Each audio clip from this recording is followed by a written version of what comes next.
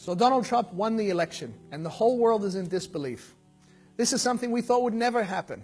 Now people are really scared. Not just Muslims, but the Latino community, the black community, even the white community. Everybody's scared. How can someone so underqualified and so openly racist and misogynistic and xenophobic, someone who we all thought represented a small minority, now get the keys to the White House and become the most powerful man in the world? It's shocking, right? Actually, no. There's something deeper in this. So before you freak out wanting to change your Muslim name, to get rid of your hijab, or to shave your beard, or remove your Muslim identity, just hear me out.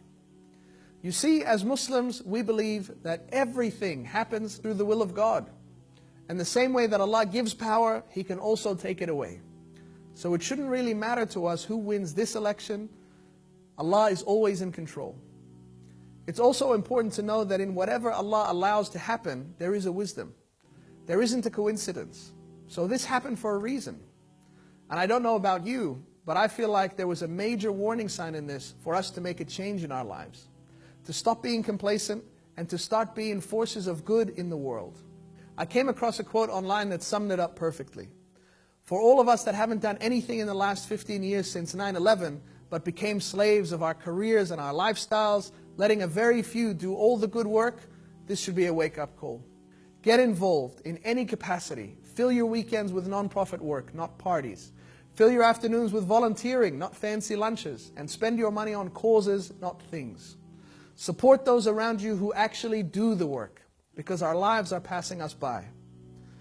Know that no matter how hard it gets, remember that the Prophet said if the whole world were to gather together in order to harm you, they wouldn't be able to harm you except with something that God had already written for you. Did we expect this life to be easy? Allah tells us so many times in the Quran that we will surely be tested, to know who will struggle for the sake of Allah and to know those who will be patient. We must also know that through these tests and through these dark times, the most miraculous things can happen. Only if we trust Allah and we keep working. In our history, we've seen some of our predecessors face the toughest circumstances, when it seemed that all hope was lost. Think about the time Prophet Abraham was thrown into the fire for preaching about Islam. It wasn't until he landed in it that he understood Allah's plan and that Allah saved him. Think about Moses and the Red Sea. When the army was fast approaching, it wasn't until the last moment, after the panic had already set in, that Allah saved him and his followers. And think about the Prophet Muhammad, peace be upon him, with Abu Bakr on the migration, hiding in the cave, when Abu Bakr said, if the Quraysh only look down into this cave, they will see us. And the Prophet replied and said, don't be sad, Allah is with us. No matter what happens in the world, Allah and His will is above everything. He hears all and He sees all.